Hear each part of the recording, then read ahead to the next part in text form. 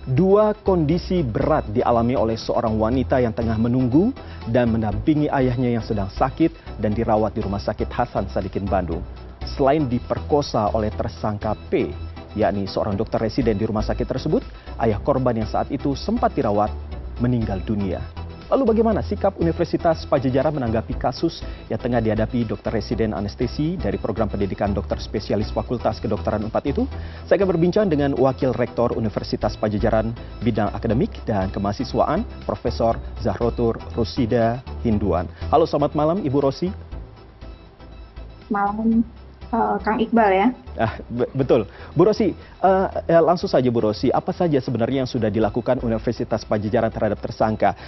Yang saya dapatkan ini terkait dengan dibekukannya proses pendidikan di Unpad dan juga pencabutan surat tanda registrasi maupun izin praktek. Ini bisa dijelaskan seperti apa ini Bu? Apakah betul-betul bahwa tersangka ini sudah tidak ada lagi statusnya sebagai dokter dan pendidikan dokter seperti itu?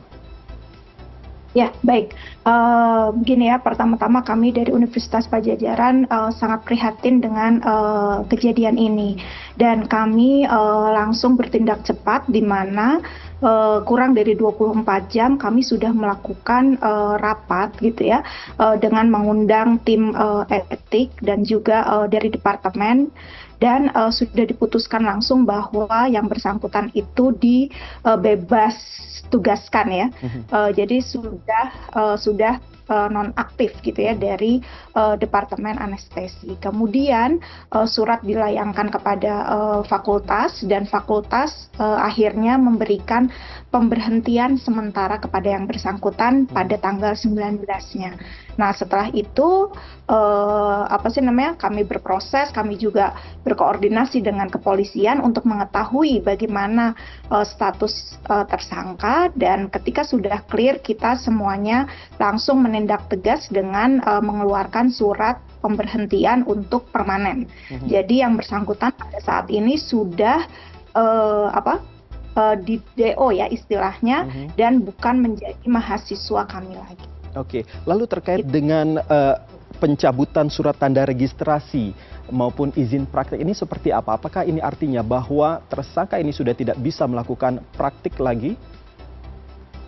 Ya, jadi pada dasarnya surat registrasi itu dikeluarkan setelah yang bersangkutan menyelesaikan pendidikan gitu ya, dan itu bekerja sama dengan organisasi profesi gitu ya.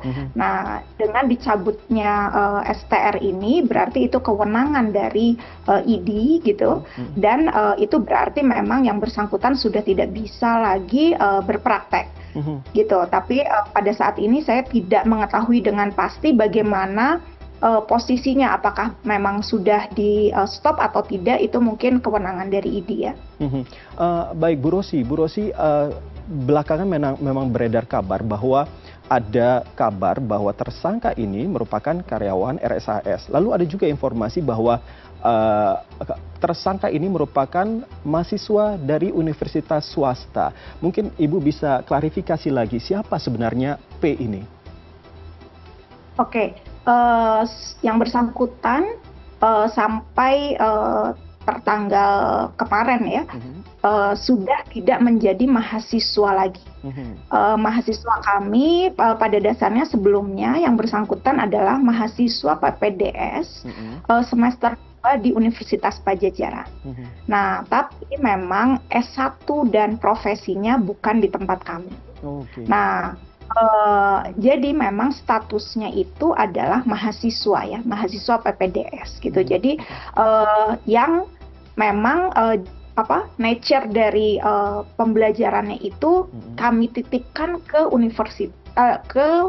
rumah sakit pendidikan dan rumah sakit jejaring lainnya gitu. Jadi memang ini yang bersangkutan sedang ada di RSHS ya pada saat itu untuk sebagai mahasiswa ya, jadi masih menjadi residen. Nah, disinilah yang bersangkutan itu masih belum memiliki kewenangan khusus untuk melakukan tindakan di luar apa yang dikatakan oleh supervisornya, gitu ya. Tapi apakah Ibu mengenal sosok P ini secara personal atau apakah ada informasi terkait sosok P ini?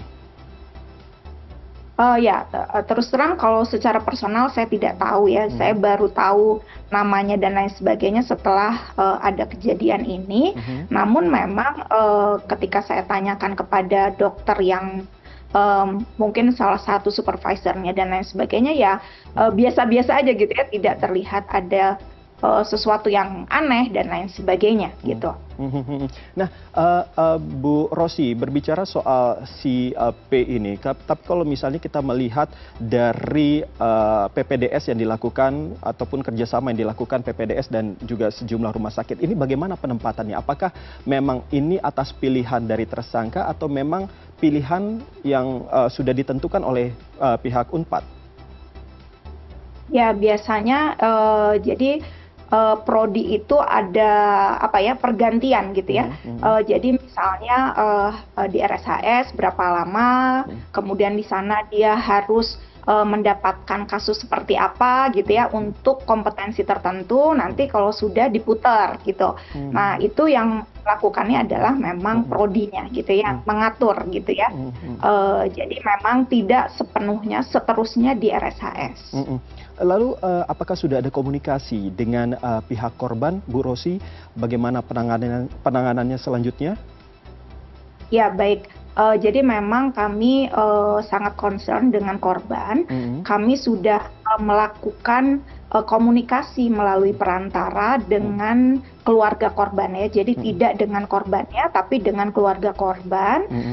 Dan memang Universitas Padjadjaran berkomitmen untuk memfasilitasi kebutuhan misalnya pendampingan secara hukum ataupun pendampingan psikologis terhadap korban. Jadi kami sudah berkomunikasi dan sudah menawarkan gitu ya. Jadi tadinya sudah ada kesepakatan, jadi pendampingan hukumnya itu akan kami dampingi karena kebetulan kami kan punya fakultas hukum gitu ya. Namun mungkin tadinya besok akan bertemu tapi belum jadi gitu. Baik, Profesor Zahrotur Rusida Hinduan, Wakil Rektor Universitas Padjadjaran Bidang Akademik dan Kemahasiswaan. Terima kasih sudah berbincang dengan kami di CNN Indonesia Connected malam hari ini.